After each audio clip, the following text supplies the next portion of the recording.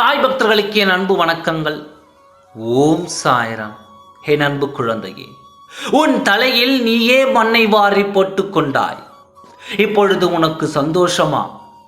உன் வாழ்க்கையை கெடுக்க யாரும் வேண்டாம், நீ மட்டுமே போதும். உன்னால் உன் வாழ்க்கை கெடுவதே ஒழிய மற்றவர்களை நான் குறை சொல்ல மாட்டேன்.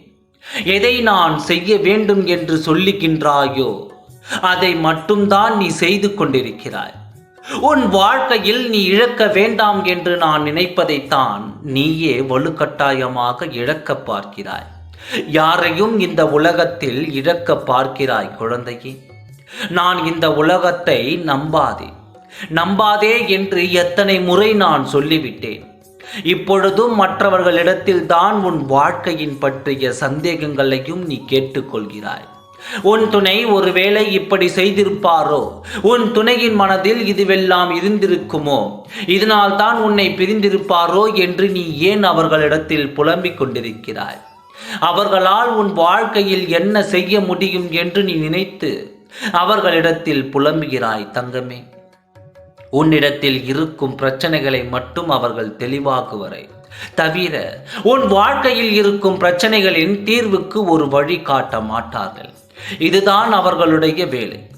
எப்பொழுது நீ கீழே விடுவாய், உன் காலை எப்பொழுது தடுக்கி விடுவோம் என்பதை மட்டும்தான் பார்த்து கொண்டு இருப்பார்களே தவிர நீ விடப்போகிறாயே என்று உன்னை பார்த்து பரிதாபப்படமாட்டார்கள்.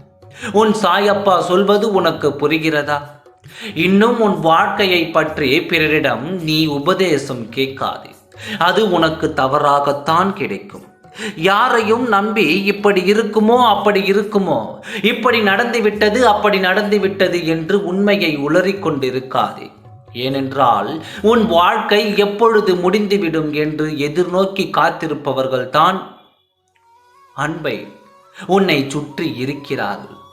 எப்பொழுது அவர்கள் கண்கள் உன் மீது தான் இருக்கிறது, எப்படியாவது முன்னேறி விடுவாளோ, என்னை விட நல்ல வாழ்க்கை அனுபவித்து விடுவாளோ என்று உன்னை கரித்து கொண்டிருப்பார்கள்.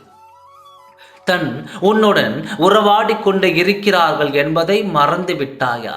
பிறகு ஏன் உன் வாழ்க்கையின் ரகசியங்களை பற்றியும் உன் வாழ்க்கை துணையின் ரகசியங்கள் பற்றியும் பிறரிடம் நீ ஒப்படைத்துக் கொண்டிருக்கிறாய் என்று எனக்கு தெரியவில்லை. நான் சொல்வது உனக்கு புரிந்ததா இல்லையா? மீண்டும் மீண்டும் இந்த தவறு செய்து உன் வாழ்க்கையை நீ கெடுத்துக் கொள்வாயா? நான் சொல்வதை சற்று கவனமாக கேட்டுக்கொள். இந்த வாழ்க்கை மிகவும் முக்கியம். மீண்டும் இந்த வாழ்க்கை மலர வேண்டும் அல்லவா? அந்த வாழ்க்கையை உன் துணையோடு நீ வாழ வேண்டும் அல்லவா? பிறர்கள் நீ வாழ தகுதியில்லை என்று எத்தனை நாள் உன்னை திட்டி பேசி இருப்பார்கள். அவர்கள் முன்பு நீ வாழ்ந்து காட்ட வேண்டாமா? இவர்களை எல்லாம் நம்பி உன் மனதில் இருப்பதை கொட்டி தீர்த்து விடாதே. உனக்கு எத்தனை வேதனையாக இருந்தாலும் உன் நிழலாக இருக்கும் உன் சாயப்பாவிடம் சொல்லி என்னிடம் கேட்டு தெரிந்து கொள்.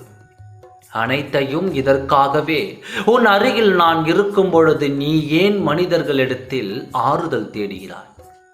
நான் இருக்கின்றேன், உன்னை என்றும் கைவிட மாட்டேன். மீண்டும் மீண்டும் உன்னை எச்சரிக்கின்றேன், நீ யாரையும் நம்பிவிடாதே. உன் சாயப்பா இருக்க பயமேன். ஓம் சாய்ராம். நன்றி, வணக்கம்.